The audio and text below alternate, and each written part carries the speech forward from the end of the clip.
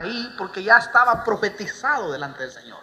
O sea que el Apocalipsis es un libro futuro que nos trae a nosotros, hermano querido, o nos deja ver a nosotros de antemano los acontecimientos que, hermano querido, nosotros ahora podemos estar viendo con nuestros ojos. Y aquí está bien claro, y en las 7 iglesias podemos encontrar nosotros que está especialmente escrito lo que iba a suceder dentro de la iglesia de Cristo.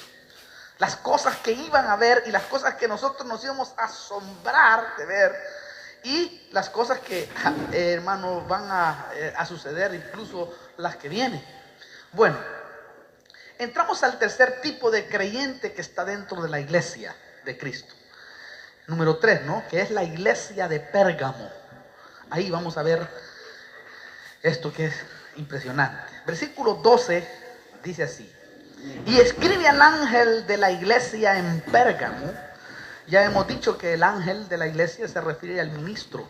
Ya hemos platicado bastante en el capítulo 1 acerca de lo que es en realidad ese ángel y cómo está predescrito ahí literalmente.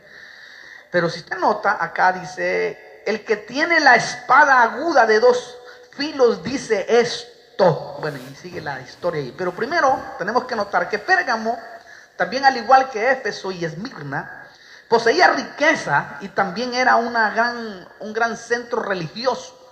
Siempre vemos nosotros de que el Señor, hermano, nos deja ver ese campo religioso, o nos deja ver en dónde la iglesia, hermano, fue fundada, para que podamos discernir nosotros en dónde realmente, o sea que la iglesia empieza a formarse. Se empieza a formarse en medio de un círculo impresionante. Si usted ha notado, y desde hoy más que nunca va a notar en las otras 3 iglesias, en dónde estaba la iglesia y cómo surgió la iglesia y cómo debe de surgir la iglesia en medio de los conflictos y de los problemas y de todas las cosas, hermano, que está ahí. Cómo nos deja ver el Señor de que nosotros podemos surgir en medio de esas grandes artimañas satánicas o de los ataques que hay, ¿no? Dentro en contra de la iglesia. Entonces, aquí en Pérgamo era una colección perfecta de deidades paganas. Era impresionante porque en Pérgamo se estableció una iglesia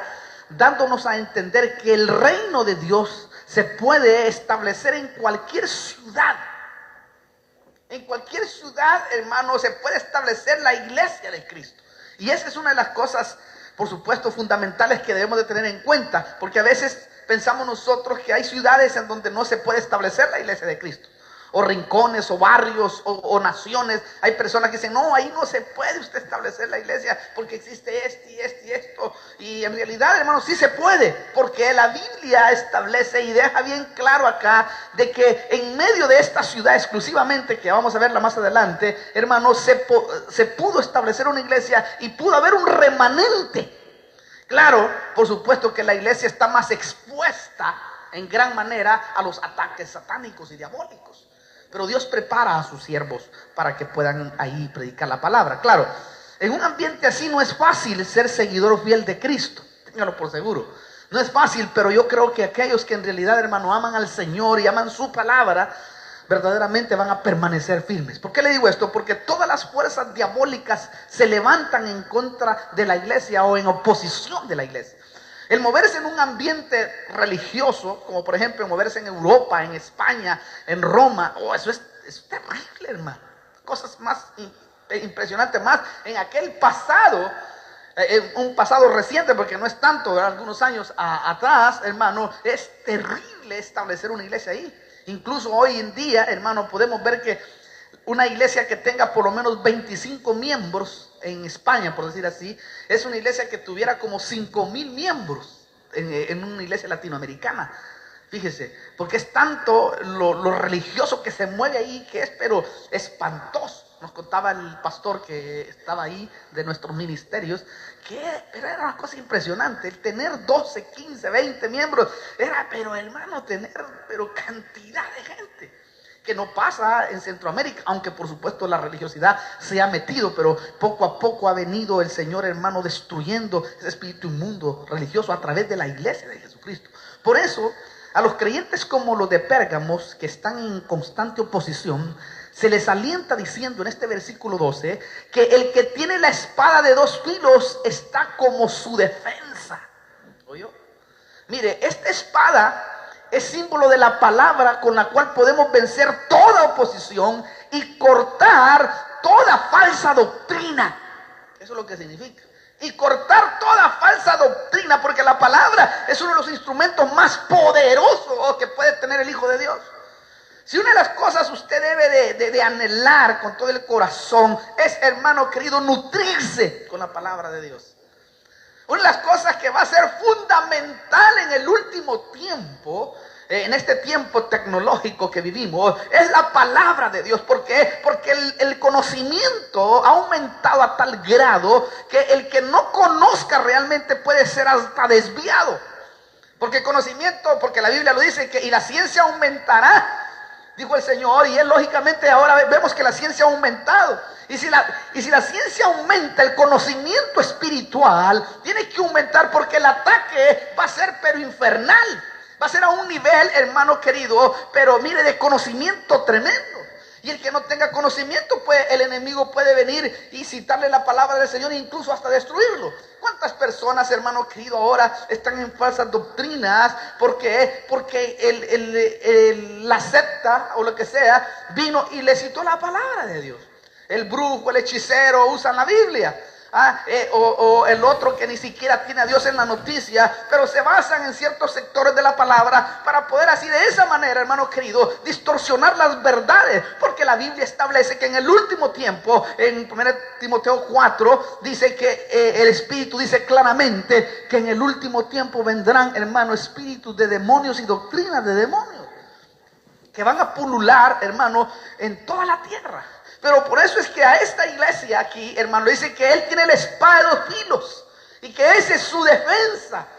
La defensa para que de esa manera, hermano, pueda cortar, vencer toda oposición de lo falso. Y la palabra, usted sabe de que es una cosa maravillosa. Cuando alguien tiene palabra, hay que ponerse a tono, porque usted sabe que las falsas doctrinas a veces tienen tanto conocimiento que si tú no te agarras, si tú no tienes un conocimiento pleno, te dicen, ¿será que soy salvo? Aparece el otro. ¿Será que el Señor vive? ¿Será que en verdad Jesús resucitó? Y empiezan las dudas, ¿no? Porque el enemigo empieza a aprovecharse de todo eso. Si nosotros no tenemos conocimiento, pero si tenemos conocimiento más el Espíritu y la unción, mire, eso es tremendo. Versículo 13. Yo sé de dónde moras, donde está el trono de Satanás. Oiga, guarda fielmente mi nombre y no has negado mi fe, aún en los días de Antipas, mi testigo, mi siervo fiel, que fue muerto entre vosotros, donde mora Satanás. ¿Oyó eso? El Señor elogió a los creyentes tipo Pérgamos, que mantenían la fe pura y que no transaban con la herejía. Porque es muy fácil en un ambiente religioso, es muy fácil en un ambiente diabólico como este, transar, hermano, con la herejía. La herejía es una de las cosas más terribles que siempre ha querido transar con la verdad. Lo falso siempre ha querido transar con la verdad, siempre ha querido llegar a un acuerdo para poder infiltrar, hermano querido, lo que no es correcto delante de Dios. Y eso es tremendo. Aquí el Señor está elogiando a los creyentes tipo Pérgamo, que se mantienen en la fe pura y, hermano querido, que no van a transar nunca. Mire, cuando dice que estaban en el trono, que estaba en el trono de Satanás, ahí dice literalmente. Es porque Pérgamo tenía templos al dios Zeus y altares ofrendados a esculpido su dios titular. Ahí había una potestad que gobernaba exclusivamente esa ciudad.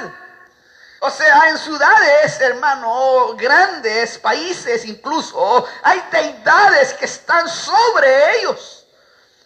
Hay deidades, los hombres han entregado a sus ciudades, hermano querido, a demonios, a estatuas, a imágenes. Las han entregado y el hombre vive, hermano, postrado durante mucho tiempo en esa maldición. Y eso los tiene atados y los tiene destruidos. Muchos pueblos, hermanos, de Centroamérica, de Suramérica, están en grandes conflictos y en grandes problemas con Dios. Exclusivamente, ¿por qué? Porque han entregado, hermano, a la nación o el barrio, lo han entregado exclusivamente a una deidad negativa. Y aquí en este lugar, hermano, estaba este esculpido, el Dios titular de ellos. Y habían adoraciones totalmente satánicas. También la gente acá depositaba serpientes en sus altares y las adoraba. Mire todo lo que se movía en Pérgamo. Así también se mueve, quizás no en gran escala. Lo que pasa es que nosotros a veces no conocemos mucho, pero mire, se mueve en gran escala en algunos ambientes de acá, de este país y de los otros países hacia abajo. Lo tremendo es que era deber de todo ciudadano en esa ciudad quemar incienso una vez al año para su imagen deificada. Una vez al año era obligatorio quemar incienso ahí en Pérgamo. Imagínense dónde estaba la iglesia. Imagínense la iglesia donde se movía. Y se movía la iglesia con unos creyentes tremendos y poderosos. ¿Cuánto más nosotros que nos movemos en un ambiente mucho más libre? Porque en aquel entonces no era tan libre el moverse y predicar la palabra como lo hacemos nosotros ahora abiertamente. Oh, eso es tremendo, porque ahora el enemigo tiene otro tipo de estrategia para poder eliminar el evangelio. Ya no va a ir hacia la violencia como en esos casos que se venía, porque el mundo se le viene encima. Ahora tienen que usar mafias quizás, hermano, o tienen que usar otros métodos que tal vez no se miren así abiertamente como se miraban en el pasado. Sin embargo, ahora el enemigo está trabajando de otra manera estratégicamente. También aquí he recordado un creyente fiel. Este creyente se llamaba Antipas. Antipas fue quemado a fuego lento por no aceptar adorar a la imagen del emperador.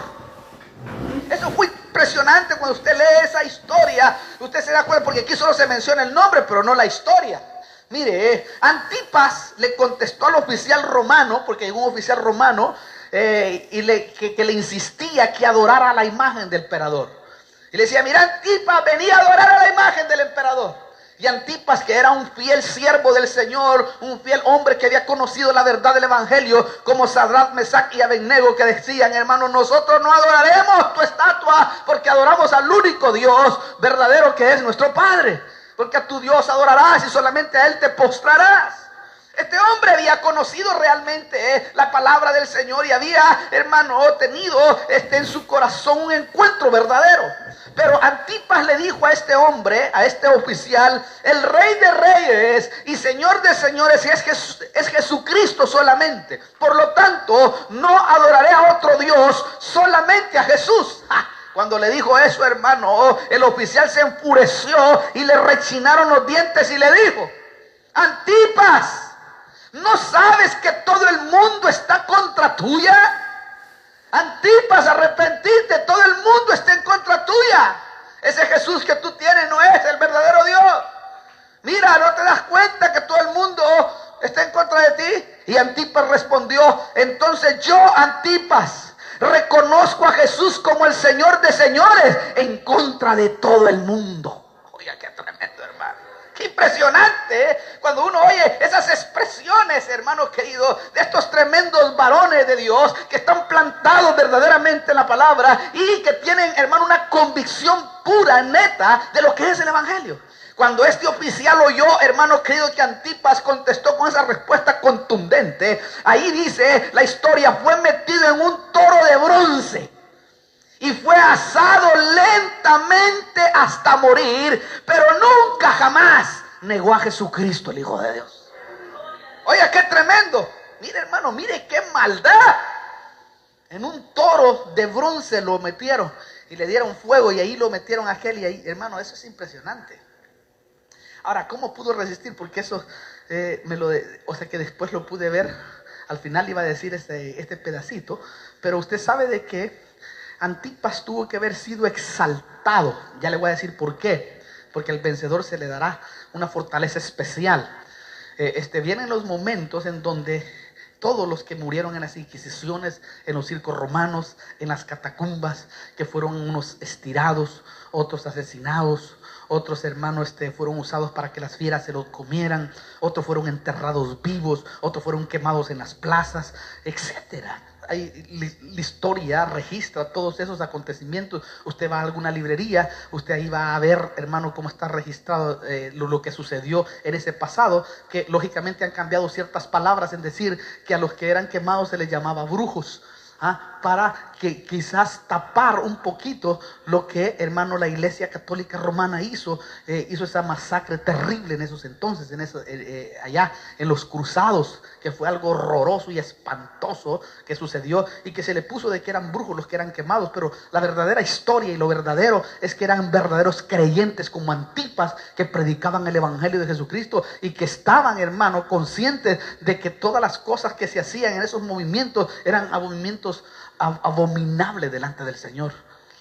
O sea, avivamientos satánicos y adoraciones a dioses que en realidad eran, hermano, eran abominables ante la palabra del Señor. Pero Antipas fue un hombre tremendo que, hermano querido, Dios lo dejó como testimonio, y por eso llama la atención cuando dice, yo sé dónde moras, donde está el trono de Satanás.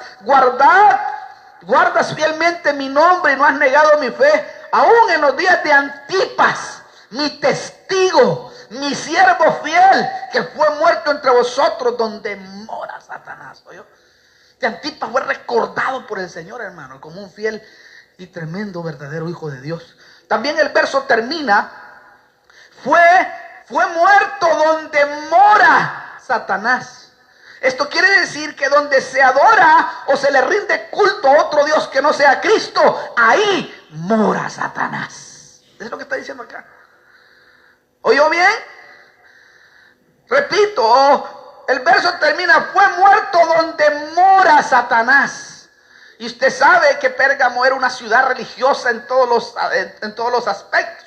Entonces, donde se adora o se le rinde culto a una imagen o a otro Dios que no sea el Dios del cielo, el Dios verdadero, ahí está morando Satanás. Por eso, detrás de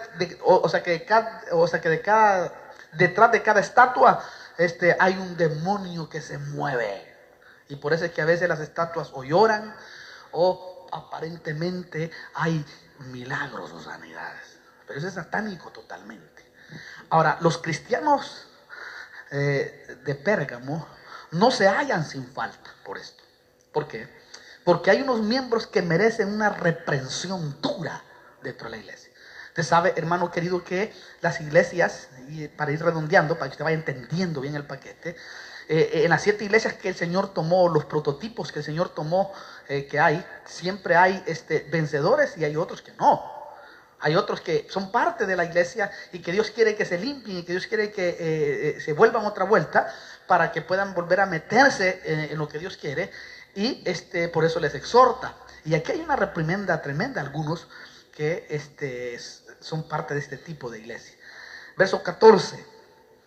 Pero tengo unas pocas cosas contra ti, porque tienes ahí a los que mantienen la doctrina de Balaam, que enseñaba a Balac a poner tropiezo ante los hijos de Israel, a comer cosas sacrificadas a los ídolos y a cometer actos de inmoralidad. ¿Oyó? Esto es tremendo. ¿Por qué? Porque nos habla de uno de los pecados más graves que hay, la fornicación espiritual. Aquí nos habla de uno de los pecados más graves, hermano querido, que esta iglesia estaba cometiendo delante del Señor. ¿Por qué le digo esto? Porque toda complicidad con la idolatría se considera en la Biblia como una infidelidad grave ante el Señor. Pero grave. Si una cosa es grave ante el Señor, hermano, mire, más que cualquier otro pecado que exista, que aún incluso es grave delante del Señor, pero lo que es grave realmente es la fornicación y el adulterio espiritual. Eso es totalmente abominable, porque eso mancha el espíritu del hombre. Eso es terrible a la luz de la palabra del Señor, porque se vuelve infiel espiritual. Mire, hay creyentes que quizás están puros de impurezas morales de la carne, pero están practicando cosas religiosas que son más graves, pero más graves como usted no puede imaginarse. Y eso era donde había caído, hermano querido, que la iglesia de Pérgamo. Y la otra iglesia es más terrible, la que viene, porque la Tiatira era peor todavía, porque estaba permitiendo a Jezabel. Que va a ver usted cuando veamos eso, es impresionante. Pero si usted nota, hermano querido, acá esta iglesia estaba cometiendo graves errores dentro de su vida, o estaba inmiscuyéndose, o estaba transando con herejías.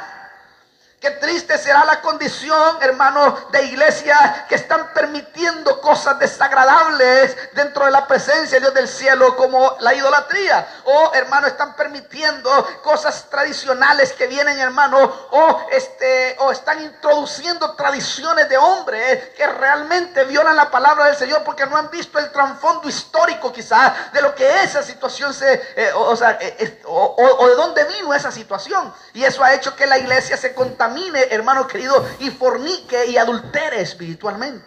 Y eso es lo tremendo que se deja ver acá. O sea, estos son los que desvían doctrinalmente la verdadera doctrina por sus desviaciones carnales y mentales. Y eso es lo que sucedía en la iglesia de Pérgamo. Estaban desviando. ¿Por qué? Porque, hermano querido, estaban desviados, porque no le daban lugar al Espíritu. Incluso, hermano, los Balaanes, que son mencionados acá, temen a Dios, pero adoran el dinero, el evangelio de la falsa prosperidad. No que la prosperidad sea, no, porque la prosperidad es buena. Diga dónde va a tirar el dinero para irlo a recoger, que lo necesitamos bastante. Pero la falsa prosperidad que traen los Balaanes son las que están devastando verdaderamente la verdadera prosperidad de Dios. Y son las que han hecho, hermano, que la prosperidad de Dios no fluya adecuadamente como debe de sufrir. O sea, que como debe de surgir dentro de las congregaciones. Porque los Balaanes que están ahí han hecho, hermano querido, que la iglesia sea menospreciada verdaderamente en ese campo de la prosperidad. Y es una de las cosas, hermano, que podemos ver nosotros acá. Balaán era un hombre que temía a Dios. Dice que era un profeta, era un terrible, tremendo. Pero era un hombre, hermano, que amaba más el dinero que la verdad de Dios. Hermano, los Balaanes se asocian con los Balac. Balac lo que quería era hacer tropezar a los hijos de Dios.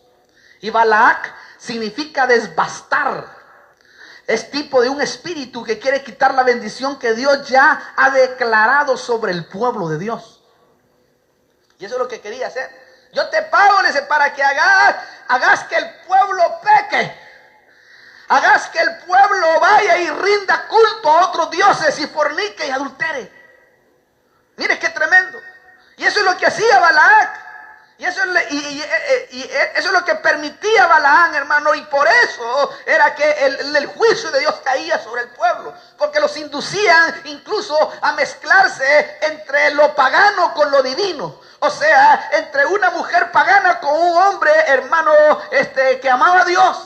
Y esas mezclas para el Señor son abominables totalmente. Por eso, hermano querido, es que el Pablo establece en el libro, hermano, de allá del Nuevo Testamento, en un libro de ellos, una carta, establece que el hombre debe de unirse con una que sea de su mismo género. O sea, que sea de su mismo parecer, de su mismo pensar, hermano, que no os unáis en yugo desigual. Esa es la palabra. No os unáis como va a ser unido lo que es divino con lo que no. Y ese es el gran, hermano, ese es el gran consejo que existe hoy dentro de las congregaciones, que a muchos no les importa mucho, por supuesto, pero a nosotros sí nos importa, porque a la palabra le importa. Es que, hermano, uno debe de darse cuenta de que debe de unirse con alguien que realmente ame a Dios. Eso téngalo por seguro. Mire, claro, han habido problemas en el aspecto de que hay personas que han venido con un inconverso que tampoco vaya a dejarlo en ese aspecto. Tal vez Dios se glorifique y pueda salvarlo. Pero si está usted libre de eso dentro del evangelio, mire, trate de buscar una de su propio, de su propio linaje, como lo hacía Israel. Por eso es que Israel, hermano, no se mezclaban, sino que tenía que ser de la misma simiente por la genética espiritual, por todo lo que trae. Eso es tremendo, hermano. Eso es maravilloso. Entonces Dios le recomienda a los hijos. ¿Por qué lo hace? Lo recomienda exclusivamente por los peligros genéticos que hay. Nada más. Claro, nosotros no le ponemos importancia a eso, no nos interesa muchas veces. Pero, hermano, los grandes fracasos en la historia de la humanidad y especialmente de la cristiandad es cuando hay una mezcla, hermano. Y eso yo lo he visto como pastor. Como pastor he tenido que llorar en frente de muchachas tan bellas, tan hermosas, muchachos tan hermosos, tan bellos, con gran futuro impresionante, hermano. Yo he tenido que llorar como usted no puede imaginarse, verlos destruidos, a las muchachas embarazadas, verlas, hermano, Dios mío, te lo dije, de verdad. Le digo yo, ¿te acordás que te dije que este tipo y este y lo otro, a vos no te convenía? Y ahora que estás casada, el otro no quiere ni que vos leas ni la Biblia, ni que ores, que ahora no le importa para nada. Cuando antes decía, no, yo estoy de acuerdo con vos, hasta se bautizaba, hasta se convertían falsamente. Pero a la hora de los verdaderos pepinazos, ay, hermano, yo he visto gente que ahora está llorando y lamentándose en la vida. Porque la vida es linda, es bella, cuando sabemos discernirla y cuando sabemos nosotros esperar el verdadero momento en donde, hermano querido, uno puede asentar bien lo que uno anhela. Por eso Pablo decía, yo quisiera que todos fueran como yo, libre así totalmente, porque yo quisiera evitarles problemas, decía Pablo, quisiera evitarles algunas cosas que yo sé que en el matrimonio se vienen, porque Pablo tuvo esos graves problemas. Pablo no menciona a la mujer porque Pablo era casado.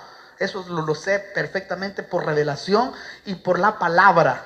Porque Pablo era fariseo de fariseos. Y un fariseo no podía, y pertenecía al Sanedrín.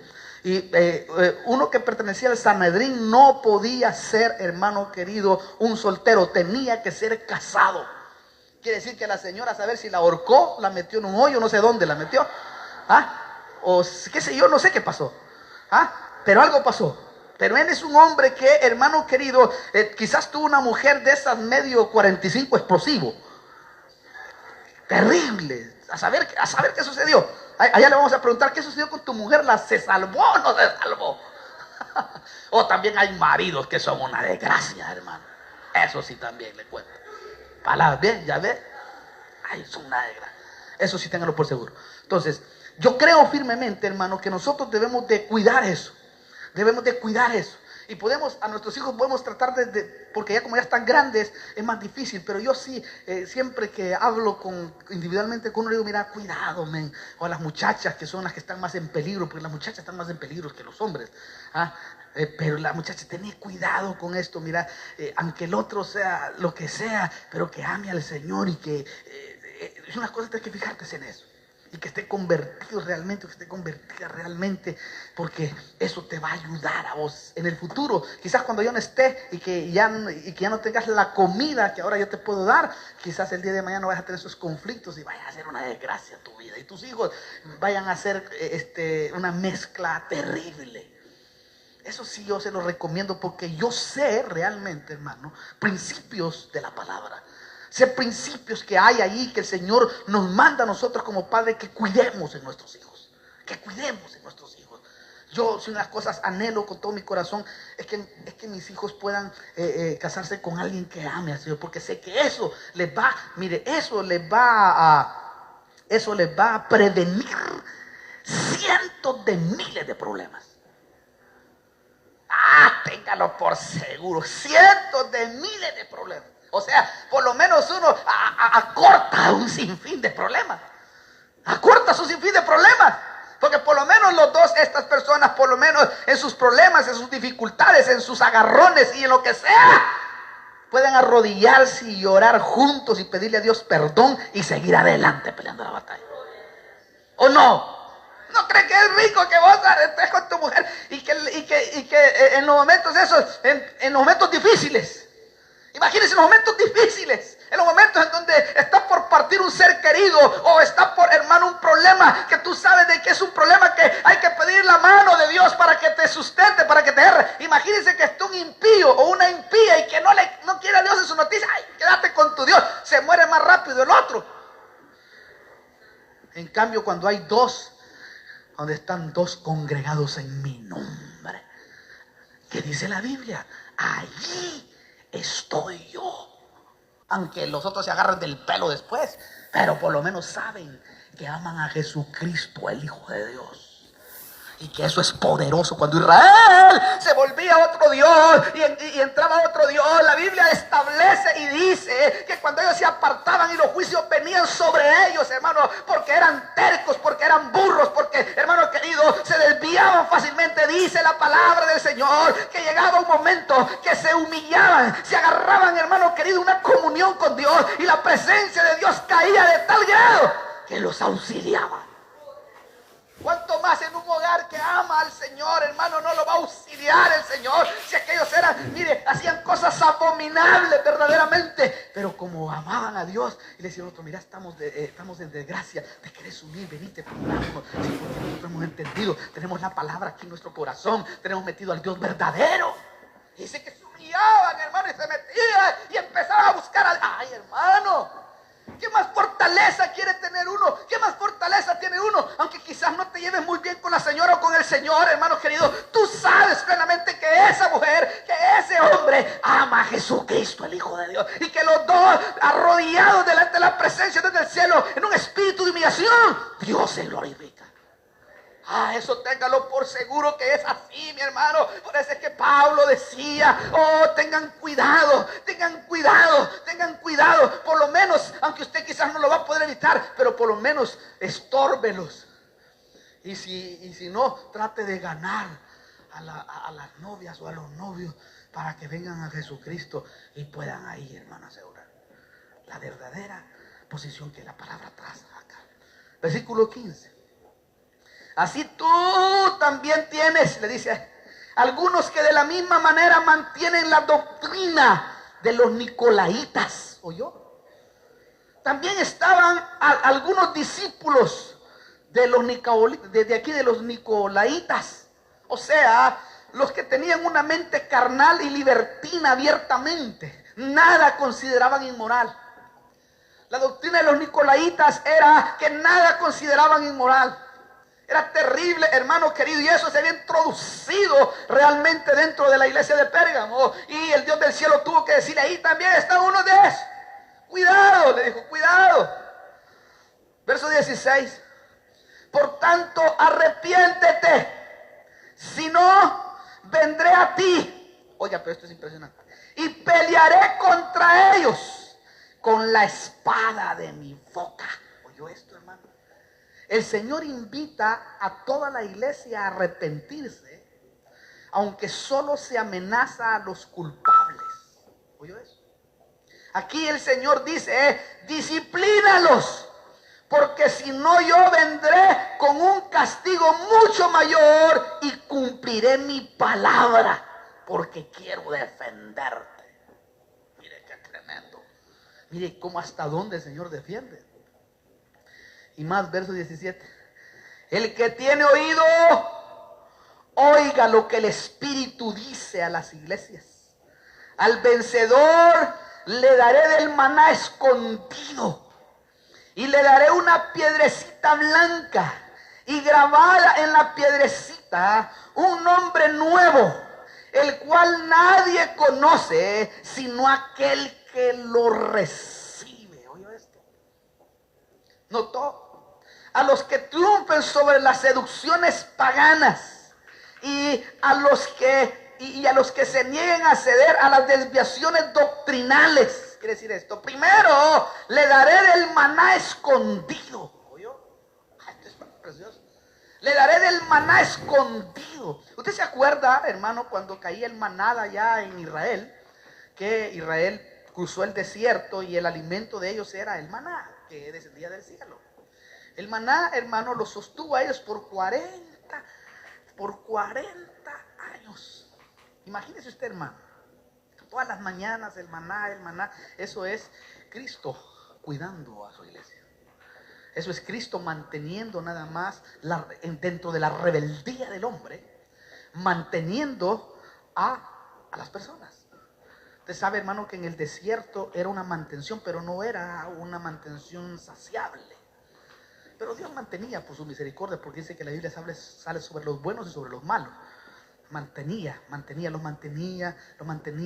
y de repente cuando ellos se rebelaban y le pedían a Dios, ay Señor, este alimento, porque hasta maldecían a Cristo, blasfemaban contra ese maná, ya maná miserable. Hay gente que, hermano, a veces maldice las cosas quizás pequeñas que Dios le da.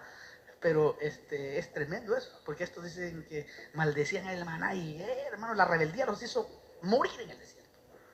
El hecho está de que, hermano querido, el Señor un día, y nos prueba la palabra, de que esta gente del desierto estaban, hermano, pero enojadas con Dios. Y le pidieron a Dios: Señor, mándanos aunque sea carne, y queremos comer carne hasta que nos salga por las narices. Y en esa rebeldía, ¿querés? Hijo, mira, te voy a probar, le dijo el Señor. Te voy a probar que yo puedo bendecir, incluso en tu propia rebeldía te puedo dar. Y dice la palabra, hermano, de que les mandó golornices asadas del cielo. Dice que comieron hasta que les salía por las narices. Literalmente dice la palabra.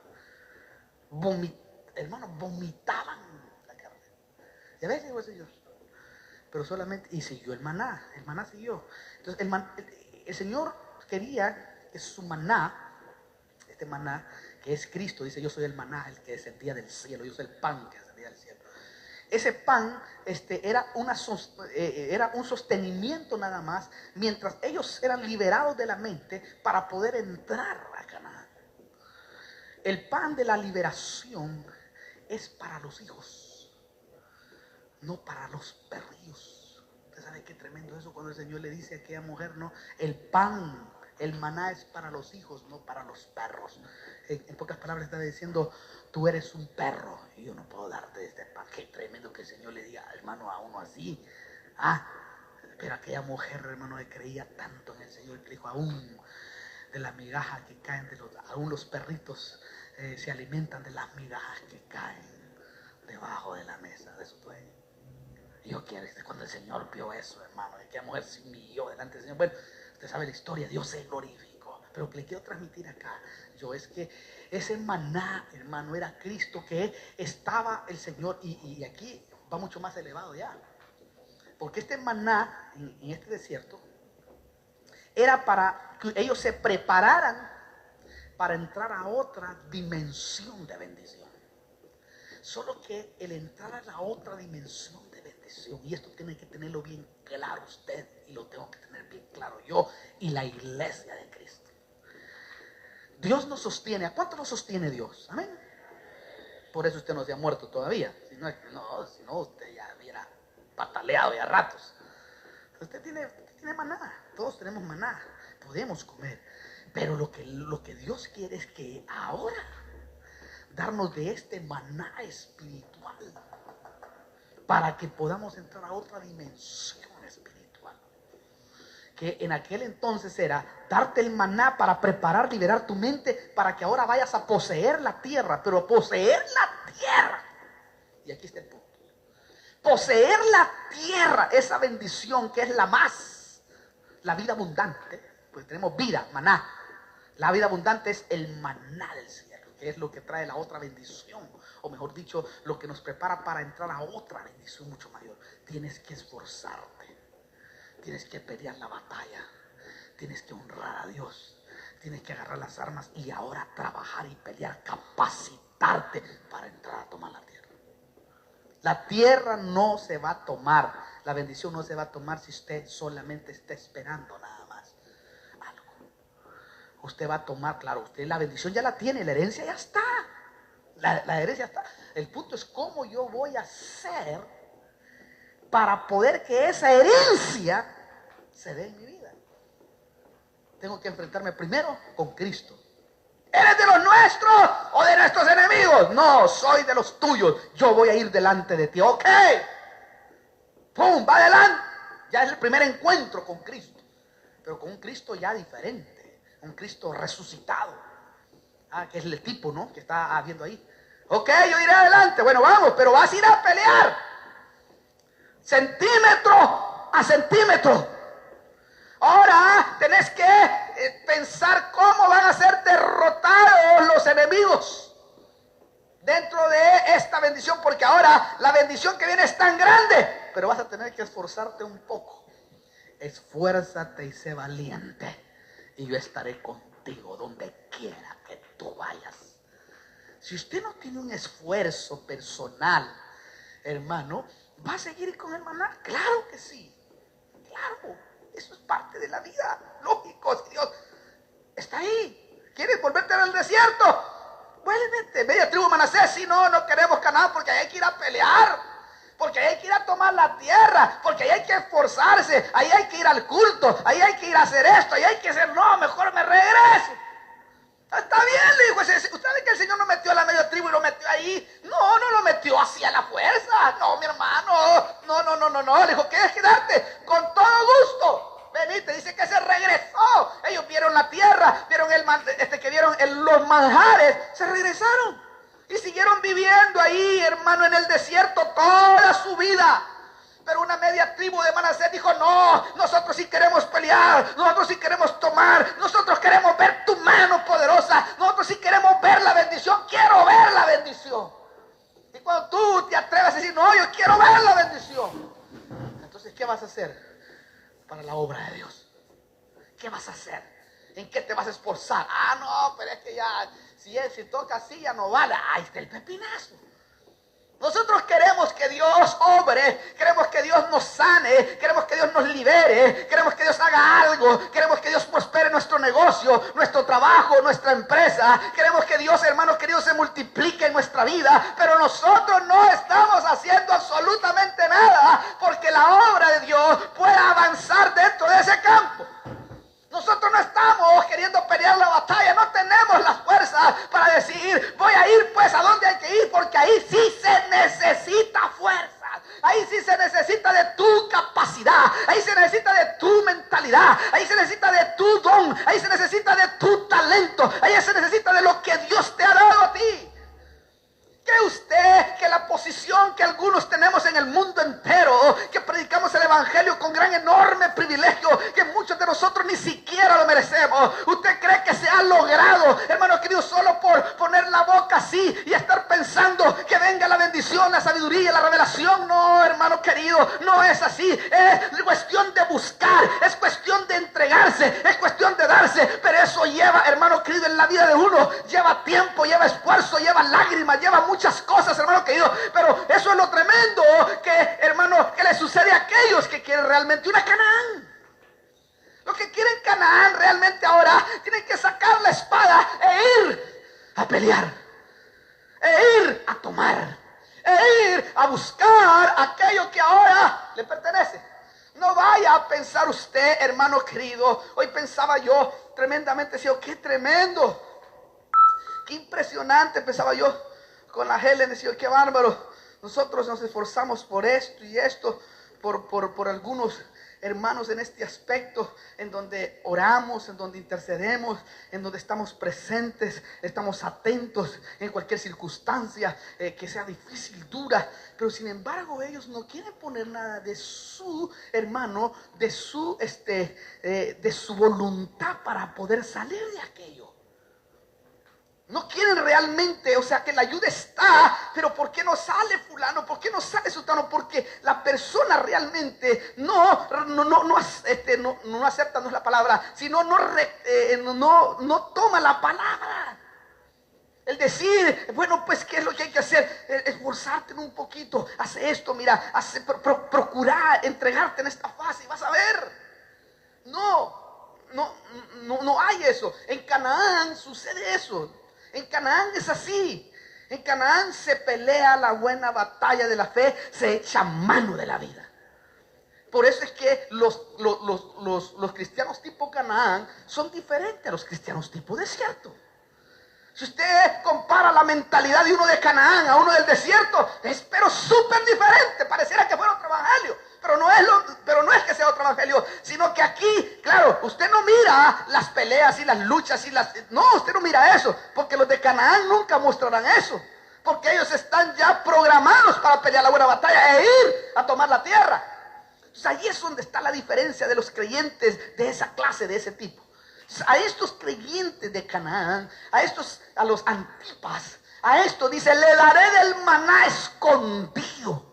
O sea, le daré el alimento espiritual, quiere decir eso, celestial, para que tenga fortaleza y revelación divina de mi palabra.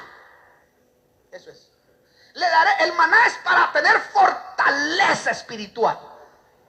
Pero ese maná, el maná escondido, no el otro maná que solo te sostiene, sino el maná escondido. Ese maná escondido no a cualquiera se le da, porque ese se le da solo al vencedor, dice acá. No se le da, mire, si usted es vencedor es porque ha peleado una batalla o no. ¿Sí o no? Al vencedor. No, pero si Cristo ya ganó, sí, Él ya ganó todo. Entonces, ¿por qué está hablando de un vencedor? Y está hablando de unos que han sido derrotados. Porque dentro de la pelea, dentro de la gran victoria que Jesucristo ya hizo en la cruz del Calvario, hay unos que queremos más y hay otros que quieren vivir mediocremente nada más. ¿Ah? Por eso es que formar, yo, hermano, tengo un bloque impresionante. Dios mío, formar un equipo, está caliente la cosa. Porque está caliente, porque hay que... Y yo miraba, digo, Dios mío, a saber quiénes aguantarán el trajín del entrenamiento. Porque en un equipo hay que entrenarse. Y el entrenamiento requiere en la vida espiritual esfuerzo mancomunado. Requiere esfuerzo de que cada quien se capacita en el rubro. No, es que, digo, Dios mío, usted sabe. Pero bendita misericordia que hay un maná para el vencedor. Le daré del maná escondido, le fortaleceré en gran manera. Hermano, el cristiano Antipas soportó el ser asado porque recibió maná para ser fortalecido y exaltado. Yo creo que nadie podría soportar si no tiene maná de este tipo de maná escondido. No. Por eso ahora entiendo yo a Esteban. ¿Usted cree que Esteban aguantó las pedradas porque miraba, dice literalmente, al hijo sentado a la diestra del Padre? No sentía las pedradas, estaba exaltado. Entonces, cuando estás en ese estado, los que van para la tribulación, porque unos están predestinados para la tribulación, no porque estén mal, sino porque Dios los va a llevar ahí, a los Eliseos que se quedan. Los Elías son arrebatados, pero hay Eliseos que se quedan. Se quedan porque están predestinados para que ayuden a la iglesia que está ahí tibia, pero no porque ellos. Estos hombres quizás van a morir, pero van a morir como Antipas, exaltados, como Esteban, exaltados. O sea que no van a sentir el dolor. Hermano, ¿usted cree que... Mire, hermano, mire, si nosotros con el fuego ese fue una lamparita, ¡ah!, chillando ya. Imaginen que lo metan en un toro, asándolo lentamente, y lo miraban así, y el otro ahí más se metió con el Señor, hermano, qué impresionante. Tenía que verlo exaltar, lo exaltaron a tal grado. Por eso es que Esteban, cuando estaba muriendo a pedradas, lo apedrearon, dice, hermano, llegaron hombres a pegarle, qué terrible, ni a un perro, ¿no? Como un perro iba a decir, pero tampoco a los perros se merecen eso, ¿no? Pero imagínese usted, hermano, cómo, y el otro levantó sus rostros ensangrantados, porque las pedradas no cree usted que le caían por todos lados, y levantó sus rostros y pudo decir, perdónalos porque no saben lo que hacen. ¿Qué cree usted? Estaba exaltado. Ese es un momento de exaltación. Es como que te sacan de alguna manera y tú no sientes el dolor. No sientes el dolor. Porque si lo sintiera el dolor, imagínese usted, hermano, ¿cómo sería eso? Eso es lo que Dios pone verdaderamente en sus héroes. Por eso es que aquellos en las inquisiciones que eran estirados así, hermano, tenían que... Y los soldados que miraban esos asesinatos terribles que a uno les cortaban por pedacitos, por pedacitos, por pedacitos, por pedacitos, por pedacitos, hasta que le iban cortando todo pedacito, pedacito, pedacito, pedacito, hasta que le iban dejando todo así. Hermano, qué terrible es eso. Aquellos que eran estirados y salían sus partes. O aquellos que le sacaban los ojos así, dice que usaban niños, la historia cuenta que niños católicos eran usados para que les fueran a sacar a los ojos a los niños cristianos así, se les sacaban para que jugaran con ellos. O Hitler, por ejemplo, así experimentos tan horrorosos y espantosos que le quebraba hasta 10 veces la mano al niño para ver cuánto podía recuperarse un niño de una quebradura. Imagínese usted qué maldad más diabólica. Dios tiene que poner algo especial.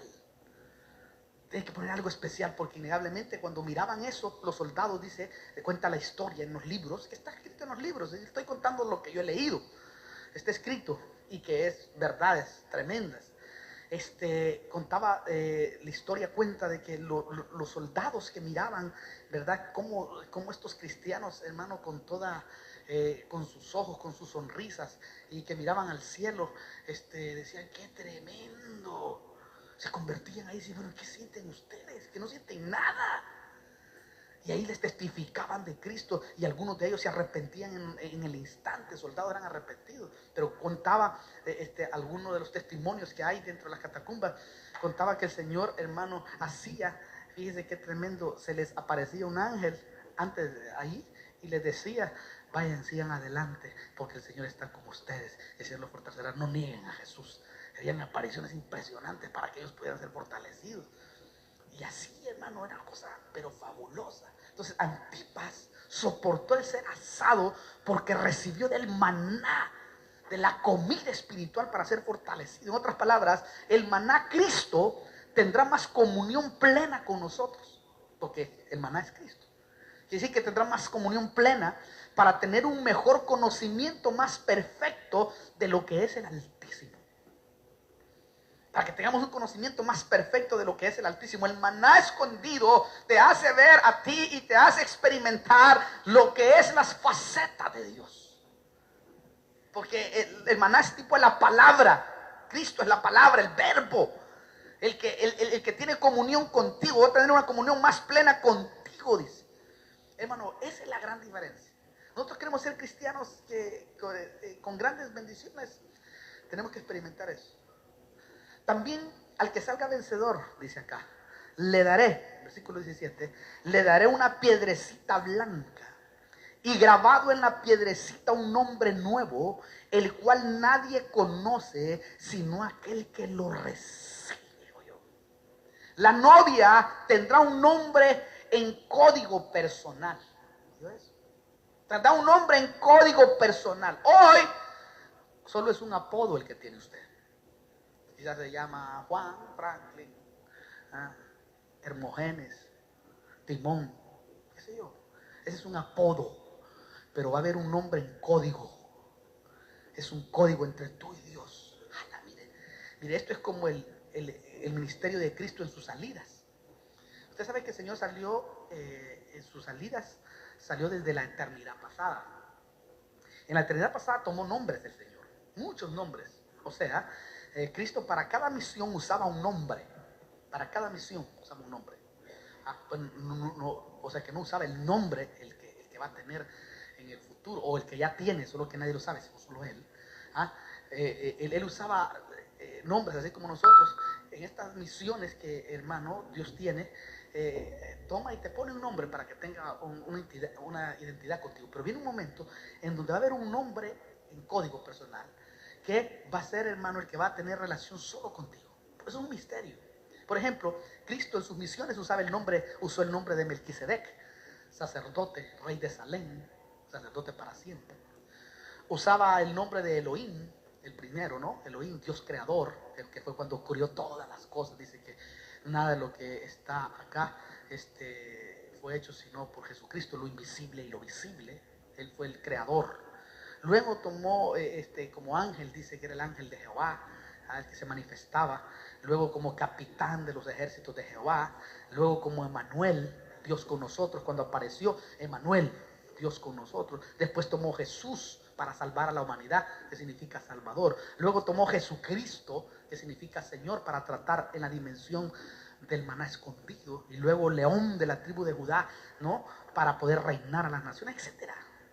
Podemos mencionar infinidad de nombres que el Señor tomó.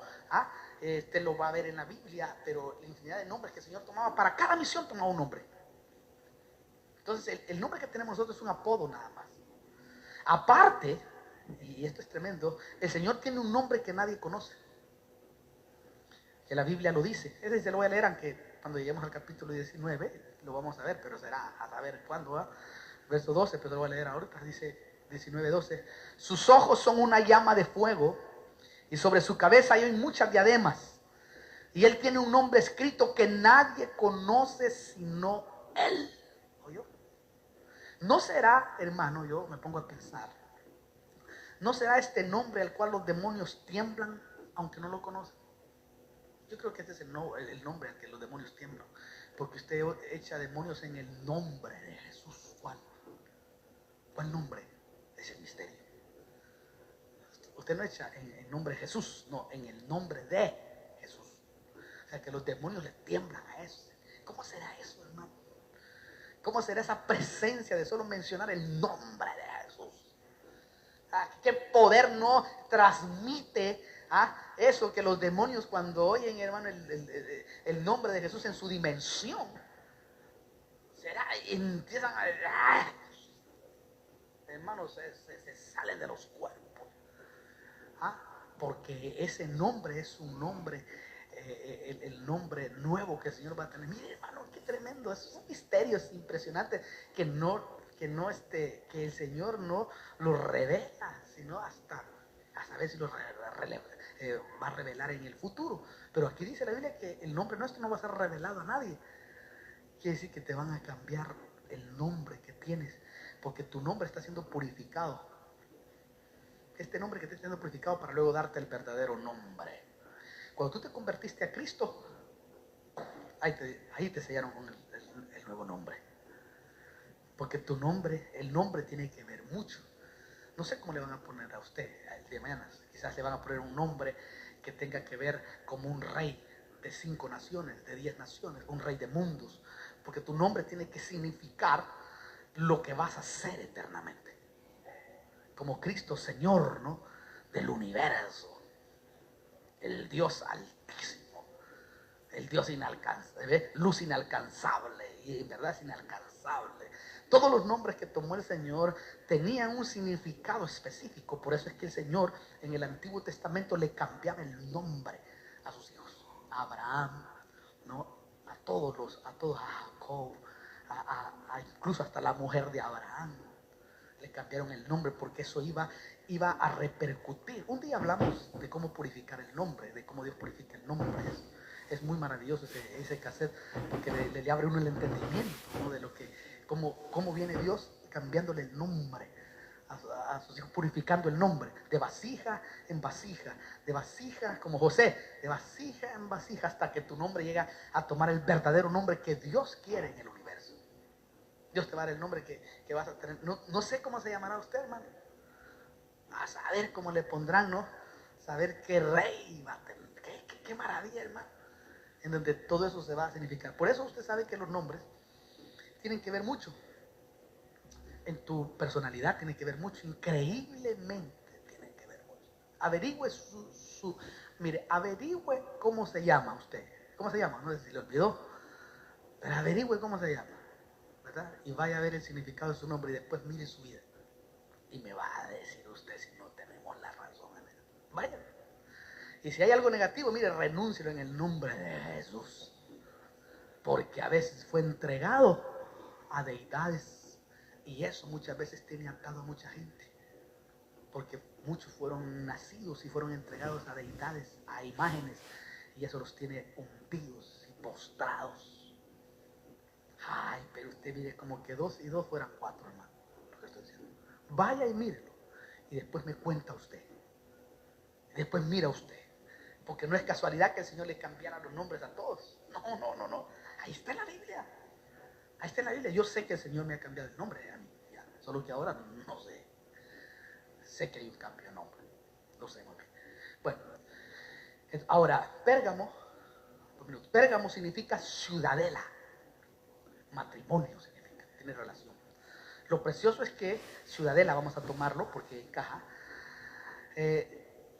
Esto encaja proféticamente porque ciudadela es un lugar fortificado dentro de una ciudad. Es una torre y tú eres una ciudad fortificada. Entonces cuando vayas así, siéntete